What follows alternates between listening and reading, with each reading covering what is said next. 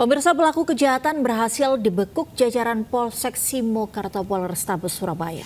Ya, seorang pria yang diketahui sebagai tukang parkir diringkus saat sedang tidur pulas di rumahnya. Pelaku ditangkap atas aksi pencurian sepeda motor di dua lokasi yang berbeda.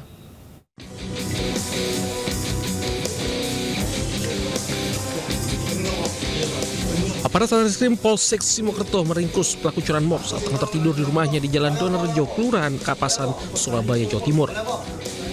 Pelaku berdasarkan hasil penyelidikan rekaman CCTV saat pelaku beraksi di dua lokasi berbeda. Diketahui aksi pertama dilakukan di kampungnya sendiri di wilayah Donorejo dibantu rekannya. Aksi kedua dilakukan sendiri oleh pelaku menggunakan kunci letter T.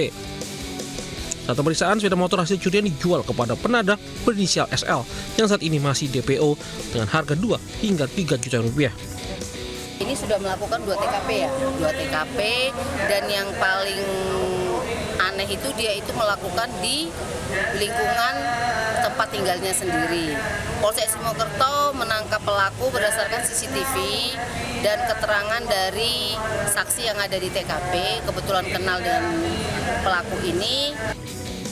Ya, atas perbuatannya, kini kedua pelaku curanmor harus mendekam di balik jeruji Mapolsek Simokerto, Surabaya. Jerat pasal tentang pencurian dan pemberatan ancaman hukuman penjara maksimal 9 tahun.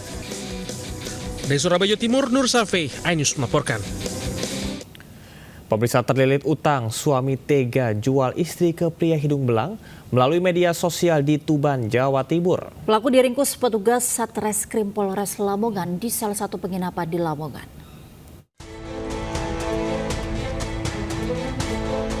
Alasan ekonomi hingga terlilit utang, tersangka ABA, 26 tahun, warga desa Sumberjo, Kecamatan Merakura, Kabupaten Tuban, Jawa Timur, diringkus anggota Satreskrim Polres Lamongan Kamis siang.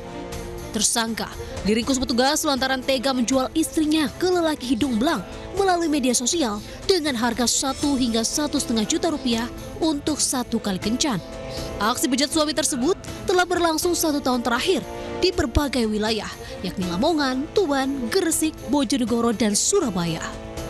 Laki-laki dan perempuan yang bukan suami istri sah ada di suatu tempat yang bersangkutan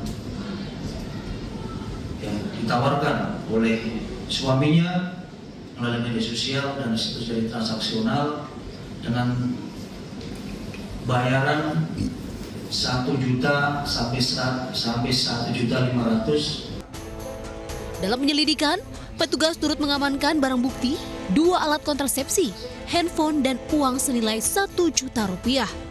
Pelaku dijerat tentang TPPO dengan ancaman 15 tahun penjara. Dari Lamongan, Jawa Timur, Abdul Wahid, iNews melaporkan. Pemirsa, seorang pengemudi ojek daring menjadi korban curanmor dengan modus hipnotis di Cilodong, Depok, Jawa Barat. Aksi 2 orang pelaku terekam CCTV.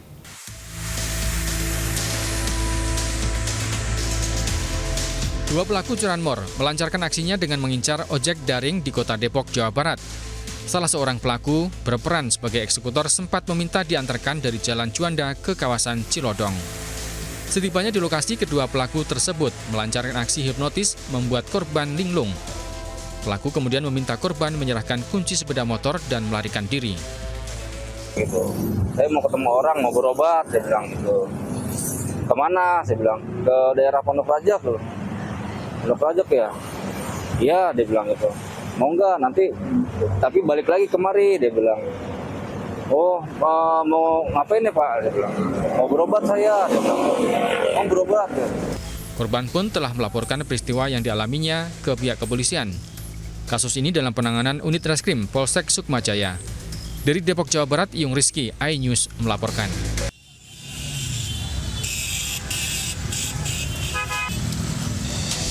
Kobaran api membakar sebuah lapak penjual bensin eceran sekaligus lapak tambal ban yang berada di Jalan Jati Baru Raya, Tanah Abang, Jakarta Pusat.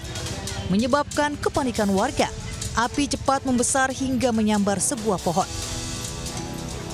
Lapak penjual bensin eceran ini terbakar usai ditabrak sebuah taksi konvensional yang melaju kencang dari arah flyover Jati Baru menuju Pasar Tanah Abang. Selain lapak bensin eceran, taksi ugal-ugalan itu juga menabrak 3 unit sepeda motor hingga mengalami kerusakan parah. Ironisnya sang sopir taksi justru kabur, meninggalkan lapak bensin yang telah terbakar. Api pun berhasil dipadamkan warga dengan peralatan seadanya. Taksi ugal-ugalan tersebut pun berhasil diamankan warga di sekitaran Pasar Tanah Abang dan dalam pemeriksaan polisi.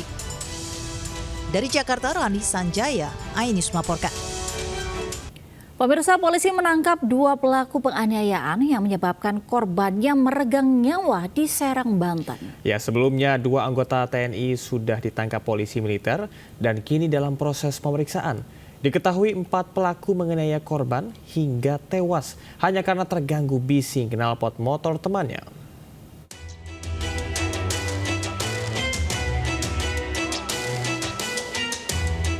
JH, 24 tahun, pegawai salah satu BUMN ditangkap polisi atas tuduhan penganiayaan terhadap Fahrul Abdillah, warga Serang, Banten. Selain menangkap JH, polisi juga mengamankan MS yang masih berstatus pelajar.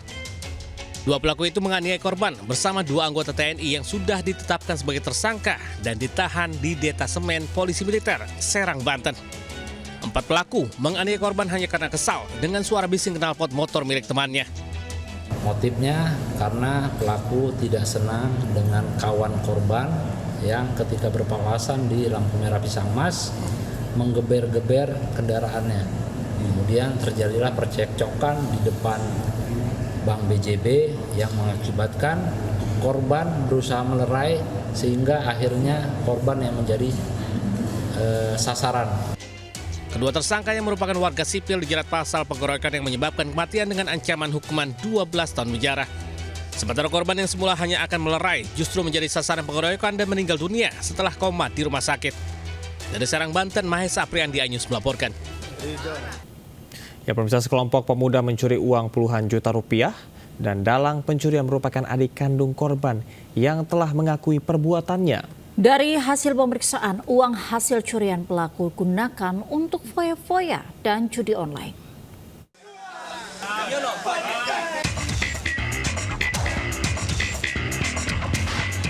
Lima pemuda yang tengah berkumpul di sebuah jembatan di daerah Lintau, Buo, Tanah Datar ini ditangkap polisi yang memburunya.